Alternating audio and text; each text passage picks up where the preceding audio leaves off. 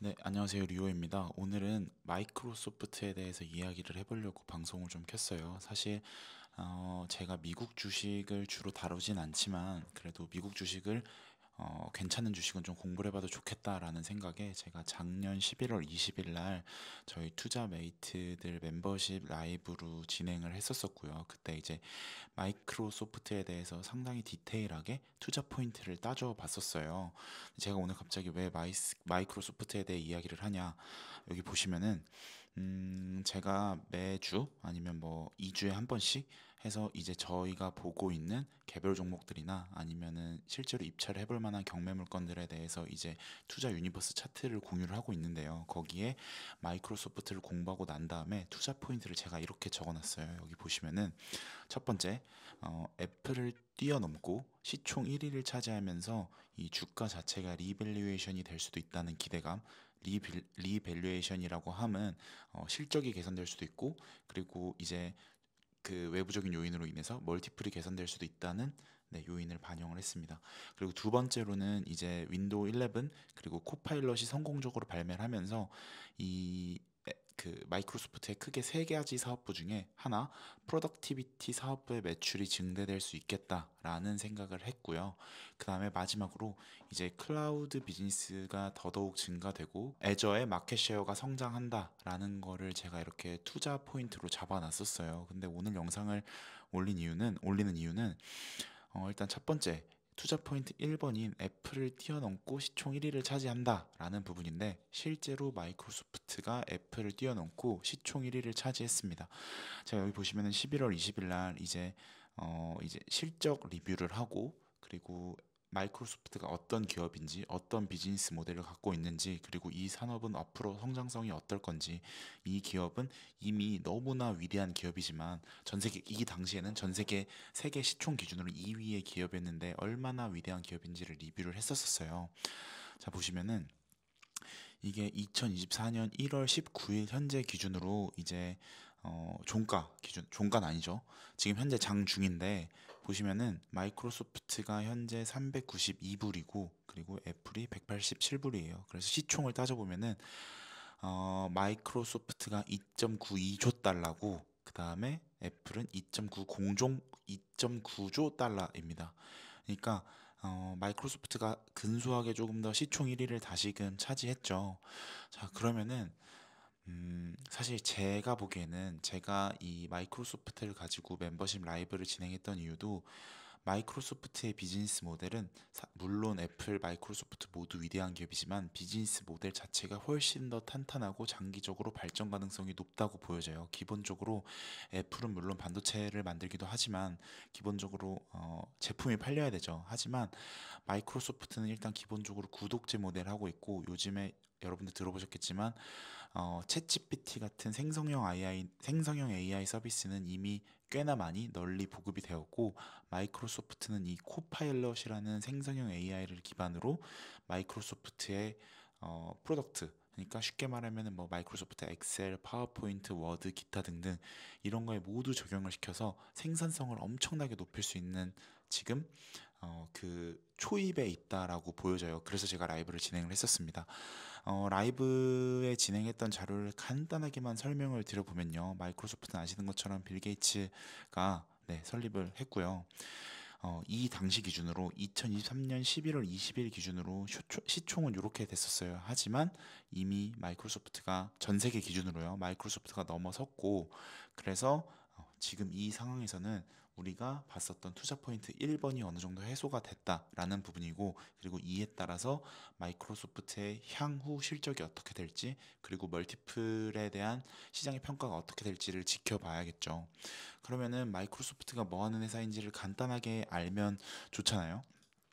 자, 그러면은 제가 간단하게 설명을 드려볼게요. 일단은 이 자료는 뭐냐면은 S&P 500의 전체적인 마켓 밸류를 매그니피센트 7이라는 이 글로벌 IT 대기업들이 끌고 간다라는 거예요. 그래서 애플, 아마존, 구글, 메타, 마이크로소프트, 엔비디아, 테슬라 등등 이렇게 매그니피센트 7의 실적이 사실 S&P 500의 토탈 리턴보다도 훨씬 더 아웃퍼폼을 했다라는 걸 보여주는 거고, 이 글로벌 IT 대기업들이 얼마만큼 큰 비중을 차지하고 있는지를 보여주는 자료입니다.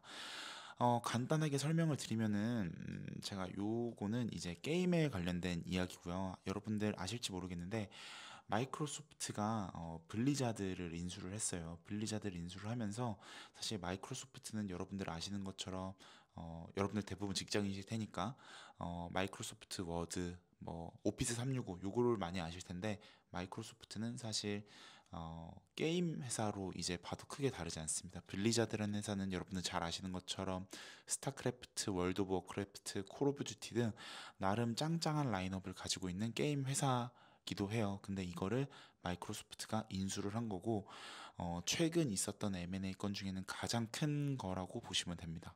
68.7 빌리언 달러니까 규모가 어마어마하죠. 그래서 게임 라인업은 대략 뭐 요렇습니다. 블리자드가 갖고 있는 게임 라인업은 보시는 것처럼 월드 오브 워크래프트, 그다음에 뭐 디아블로, 오버워치, 그리고 앞서 말씀드린 뭐 스타크래프트, 콘솔로 가면은 콜 오브 듀티 이런 것도 있죠.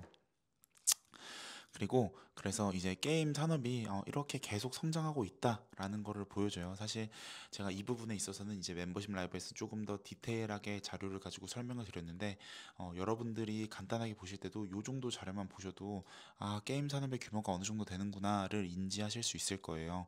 여기 보시면은 글로벌 게이밍 콘솔 마켓이라고 적어놨는데 실제로 저도 이제 뭐 유럽이나 미국을 갈 일이 뭐 업무적으로도 많았는데 보면은 이제 미국이나 유럽 같은 경우에는 우리나라 같은 경우에는 뭐 PC방도 있고 해서 이 온라인 게임이 상당히 대중화가 돼 있죠. 하지만 유럽이나 미국 같은 경우에는 여전히 콘솔 게임, 그러니까 뭐 플레이스테이션 5, 뭐 엑스박스 이런 거를 아직도 많이 하고 있어요. 그리고 보시면은 US 비디오 마켓, 비디오 게임 마켓은 콘솔이 이만큼 그래도 계속해서 꾸준히 성장하고 있는 모습을 보여주고 여기에다가 이제 모바일은 사실 뭐 모바일 콘솔 컴퓨터 중에 접근성이 가장 좋죠. 그래서 모바일도 이렇게 늘어나고 있다. 여기서 하고 싶은 말은 게임 산업은 계속해서 고성장 중인 성장 산업이고 근데 이 마이크로소프트의 이 비즈니스 포트폴리오에 게임이 꽤나 많이 들어가 있고 이게 블리자드를 인수하면서 더 익스포저가 커졌다라는 정도만 알고 계시면 될 것 같습니다. 그리고 나서 사실 지금 이제 여러분들한테 가장 강조드리고 싶은 부분은 이 마이크로소프트 코파일럿이라는 거예요. 여러분들 이제 유튜브를 보시면서 이 코파일럿을 한번 검색을 해보세요. 그러면은 이제 마이크로소프트에서 오피셜 영상을 올려놓은 게 있어요. 이게 진짜 어마어마한 프로그램인 게, 저 같은 경우에는 이제 사업 개발 혹은 전략 업무를 이제 회사에서 담당을 했었고 했기 때문에 상당히 이런 오피스 365 툴을 많이 썼어야 돼요. 그러면은 더더군다나 이제 엑셀 같은 경우에는 뭐 VLOOKUP 이런 함수도 많이 쓰는데 이 코파일럿은 쉽게 말하면은 제가 지금 여러분들한테 이 자료를 파워포인트로 옮겨서 가져왔잖아요. 그러면은 이 초안을 제가 만약에 마이크로소프트 워드에서 작성을 해요. 그러면은 워드에 작성을 하면은 이제 코파일럿한테 채팅창이 떠요. 그럼 이제 알려주는 거죠. 나 여기서 이렇게 드래프트 한 거를 이걸 가지고 엑셀로 옮겨서 유의미한 데이터를 뽑아줘. 그리고 이 내가 적은 워드 드래프트와 엑셀에서 찾아낸 데이터를 가지고 프레젠테이션 파일을 적절하게 만들어 줘라고 코파일럿한테 명령을 하죠. 그러면 이 코파일럿이 만들어 줍니다. 그렇다라고 하면은 대부분의 회사에서는 이 기업용으로 해서 마이크로소프트 오피스 365를 쓰고 있죠. 근데 이 구독료는 계속해서 늘어나는 방향이 될 거고 사실 이 마이크로소프트 입장에서는 구독제를 사용함으로써 간단하게만 이제 뭐 버전과 프로그램을 업그레이드 해주면은 기업에서는 계속해서 구독을 하는 시스템인 거예요. 그리고 여기다가 이제 코파일럿 같은 이런 생성형 AI나 어떤 서비스를 붙인다라고 하면 구독료를 계속 늘릴 수가 있겠죠. 그렇다라고 하면은 마이크로소프트 입장에서는 사실 쉽게 말하면은 손 안 대고 코 푸는 격이죠. 왜 제가 애플보다 마이크로소프트의 성장 가능성이 더 높냐라고 말씀을 드리냐면은 기본적으로 여러분들 이 재무 구조를 볼 때 매출이 있고 쉽게 말해서 그냥 뭐 매출이 있고 비용이 있고 여기에 여러분들 들어보셨겠지만 뭐 판관비라든지 원가라는 이런 비용적인 부분이 있잖아요. 이렇게 구독제를 하는 일종의 이렇게 서비스를 제공하는 회사가 되어버렸어요. 이미 마이크로소프트는 컴퓨터와 이제 윈도우를 파는 것뿐만이 아니라 이런 서비스를 구독제로 팔고 있으니까요. 이런 회사는 기본적으로 원가가 많이 타지 않겠죠. 그래 바꿔 말하면은 순이익률 혹은 영업이익률이 상당히 높을 수가 있다라는 거예요. 반면 애플 같은 경우에는 여전히 삼성전자에서 반도체를 사와야 되고요. 그리고 뭐 예를 들어서 어, 이 스마트폰 패널을 만드는데 뭐 LG 디스플레이에 외주를 줘야 되고요. 그럼 이걸 사와야 될 거고요. 이렇게 원가 구조가 계속 올라가는 원가를 계속 사와야 되는 구조고 원가가 올라간다라고 하면은 그리고 이런 가격 저항도 계속 세지겠죠. 그렇다라고 하면은 이제 애플에서도 상대적으로 이런 원가 비율 그리고 영업이익률, 순이익률을 따졌을 때는 아무래도 마이크로소프트의 성장 가능성이 훨씬 더 높다라고 볼 수 있어요. 그리고 제가 이거를 11월 20일 날 준비하는 당시에 오픈 AI의 샘 올트먼 그 파운더가 마이크로소프트로 이 AI 리드로 들어간다라는 뉴스가 나왔었어요. 이게 사실 어마어마하게 중요한 뉴스인 게 마이크로소프트는 계속해서 이 생성형 AI 이슈를 붙이면서 이걸 가지고 마이크로소프트의 프로덕트를 개발을 할 거고요. 그리고 실제로 최근에 나온 뉴스에 보시면은 마이크로소프트가 월마트와 이제 기술 제휴를 맺어서 월마트는 이제 완전한 오프라인 매장 베이스인 건 거죠. 물론 온라인 비즈니스도 하고 있지만 여기에 이제 마이크로소프트의 어떤 프로덕트 그리고 AI 기술을 더해서 서로의 시너지를 내겠다라고 이번에 CES 2024년도 CES에서 발표를 했습니다.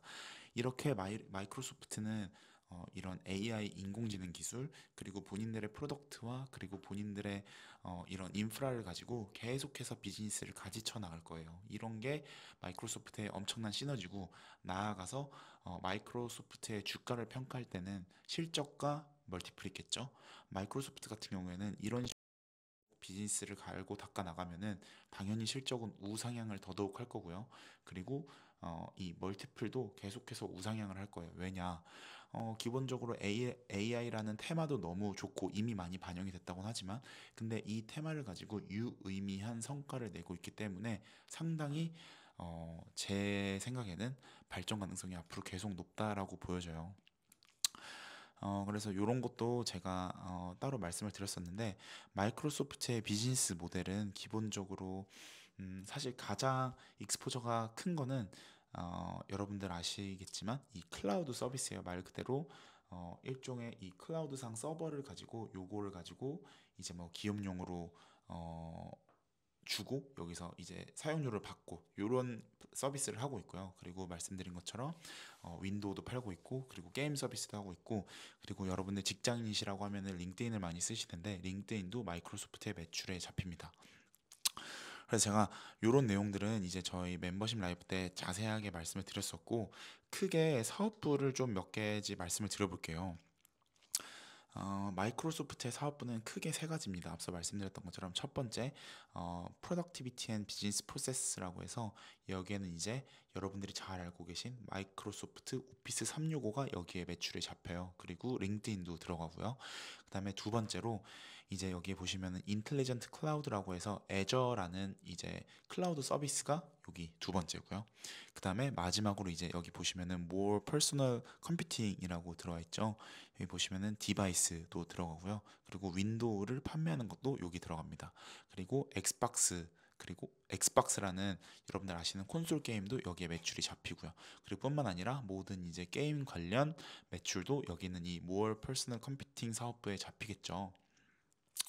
그래서 크게 마이크로소프트는 이렇게 크게 세 구찌를 가지고 움직인다라고 보시면 돼요. 그래서 실적은 제가 나중에 이제 어, 한번 정리를 해서 올려드릴 거고 이미 이 미국 기업 같은 경우에는 이 피지컬 이어가 한국이랑 조금 달라요. 그래서 이미 2024년 Q1 그러니까 1분기 실적을 이미 발표한 상황이고요. 여러분들이 오늘 시간을 통해서는 가볍게 마이크로소프트의 비즈니스 모델이 어떻게 되어 있는 정도만 머릿속에 이해를 하고 계시면은 상당히 이해가 빠르실 거예요. 그래서 이 세 가지 사업부 중에 현재 가장 매출 비중이 가장 큰 거는 이 인텔리전트 클라우드 사업부, 애저 기반의 인텔리전트 클라우드 사업부예요. 그다음 두 번째가 이제 이 마이크로소프트 365 오피스 365, 그다음에 링크드인을 들고 있는 프로덕티비티 앤 비즈니스 프로세스고, 그다음이 이제 나머지가 more personal computing 사업부인 거죠. 근데 이 제가 간단하게 말씀을 드리면요. 현재 기준으로 마이크로소프트의 세 가지 사업부의 이 성장성은 어, 향후 이 글로벌 넘버원이 되기에 저는 충분하다라고 보여집니다. 일단 첫 번째, 지금 현재 이 마이크로소프트라는 회사에서 가장 많은 매출을 차지하고 있는 게 이 클라우드 서비스라고 말씀을 드렸죠. 여기 보시면은 현재 넘버원 글로벌 넘버원 플레이어는 이 아마존이라는 회사예요. 여러분들 아마존이 이제 여러분들 잘 아시는 쿠팡처럼 온라인 셀링 서비스만 하고 계시는 걸로 알 수도 있는데 이 AWS라는 아마존에서 클라우드 서비스는 글로벌 넘버 원이고요. 그다음 두 번째가 이 마이크로소프트의 애저입니다. 그다음 나머지 이제 마켓 쉐어는 뭐 구글, 알리바바, IBM 이렇게 가져가고 있는데 지금 이 추이를 상당히 유의미하게 보셔야 돼요. 지금 현재 나와 있는 데이터가 2023년 기준으로 이제 2022년까지만 나와 있어가지고 제가 이걸 가져왔는데 보시면은 17년도부터 22년도까지 마이크로소프트는 약 12% 정도에서 거의 25% 정도까지 거의 두 배 가까이 성장을 했어요. 그러는 와중에 아마존 같은 경우에는 이 마켓 쉐어를 계속 똔똔 그냥 같은 수준에서 유지를 하고 있었죠. 반면 IBM은 내려갔고요. 구글은 정말 미비하게 성장을 했고요. 알리바바도 사실 박스권에 갇혀 있습니다. 이런 클라우드 서비스 플레이어 중에 유일하게 급격한 성장을 하고 있는 거는 마이크로소프트밖에 없어요. 그럼 여기서 왜 성장을 할 수 있었는지 몇 가지 이유를 우리가 따져보면은 첫 번째, 마이크로소프트는 오피스 365라는 이제 어, 프로덕트 생산성 있는 이런 서비스를 제공을 하죠. 이건 어디에 제공을 하죠? 물론 개인과 학교에도 하지만 대부분 기업이 합니다. 그리고 거기다가 이 클라우드 서비스를 주로 사용하는 거는 개인일까요? 물론 개인도 사용하지만 이렇게 용량이 큰 뭐 테라 뭐 그 이상의 어마어마한 용량을 차지하는 건 대부분 기업이겠죠.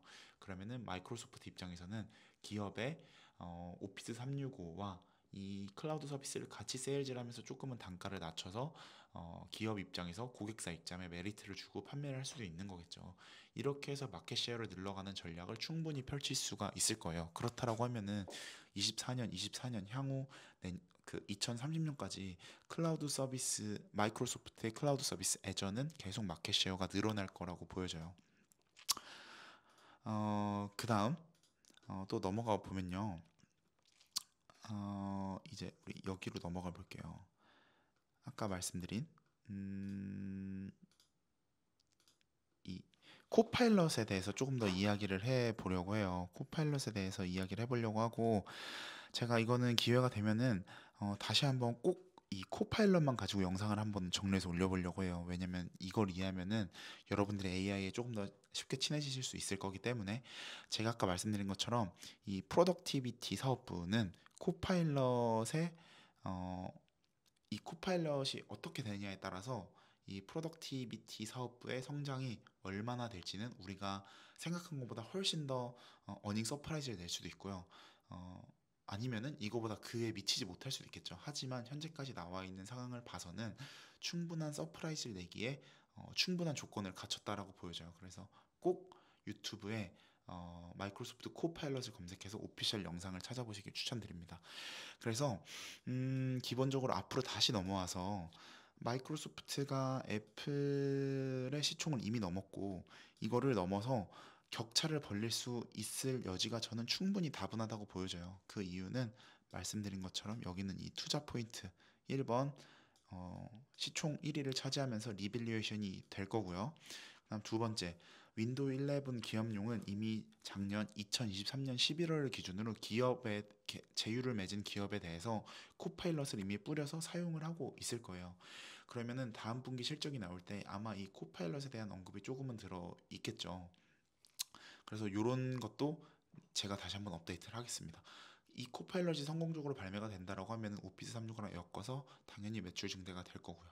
그리고 마지막으로 클라우드 비즈니스는 여러분들 어떠신가요? 제가 아까 보여드린 장표만 보시더라도 마이크로소프트의 애저의 마켓 쉐어는 계속해서 늘어날 것 같지 않나요? 왜냐하면 다른 회사에 비해서 이 마이크로소프트 애저에는 갖다 붙일 게 너무 많아요. 말씀드린 것처럼 첫 번째 오피스 365도 갖다 붙일 수 있고요. 그리고 모든 기업들의 익스포저가 가장 큰 거는 아직까지는 그 아마존은 AWS지만 현재 기준으로는 이 마이크로소프트의 뭐라 그러죠? 조금 미래에 대한 성장성이 훨씬 더 크다라는 부분입니다.